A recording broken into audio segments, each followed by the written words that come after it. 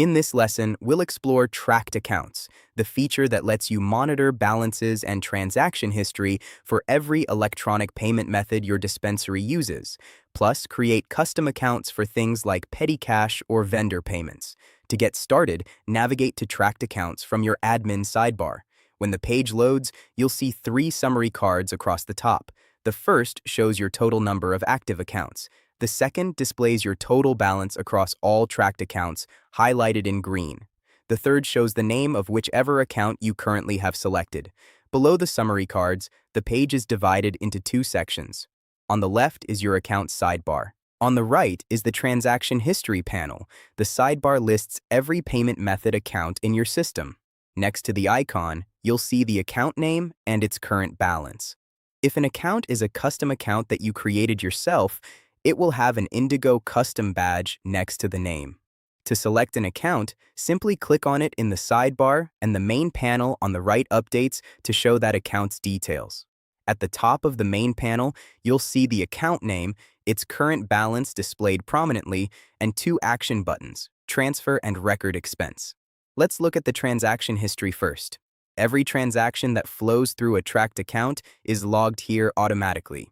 Each entry shows the transaction type with a color-coded badge.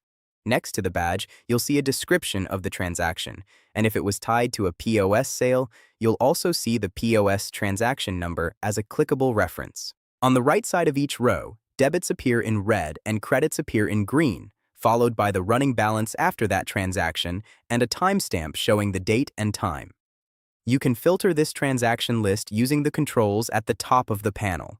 The type dropdown lets you narrow results to a specific transaction type, such as viewing only expenses or only sales. The date range pickers let you set a start and end date to focus on a specific time period. This is especially helpful during reconciliation when you need to match your tracked account balance against your payment processor's statement for a particular date range. Now let's walk through recording a transfer. Click the Transfer button in the account header. A modal appears with a destination drop-down at the top. You can transfer funds to the main vault, which moves money from this electronic account into your physical cash vault record, or you can transfer to any other active tracked account in the system. Below the destination, enter the transfer amount. The modal shows your available balance so you don't accidentally overdraw.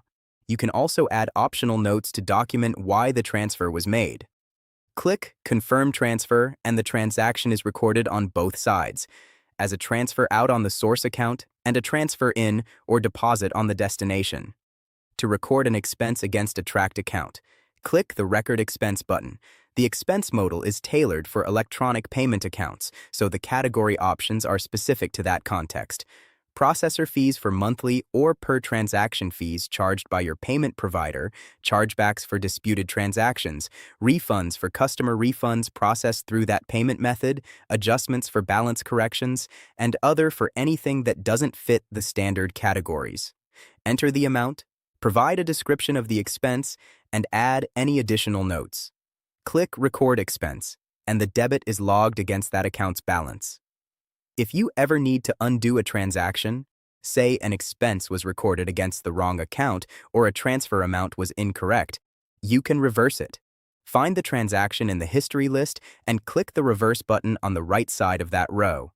A confirmation dialog appears explaining that this action will create a reversal entry, confirm it, and a new reversal transaction is added that offsets the original, restoring the balance to what it was before. Now let's set up a custom tracked account. At the bottom of the account sidebar, click Add Tracked Account. A creation modal appears with two fields, account name and starting balance. The modal also includes a helpful info banner that suggests common use cases for custom accounts, such as petty cash funds, vendor payment tracking, or other cash flow categories you want to monitor separately. Enter a name, set the starting balance if applicable, and click Create. Your new account appears in the sidebar with the Indigo custom badge. Keep in mind that the system allows a maximum of 2 custom accounts, so use them thoughtfully. If you no longer need a custom account, you can archive it. Select the account in the sidebar and click the Archive button that appears next to custom accounts. There's one important requirement.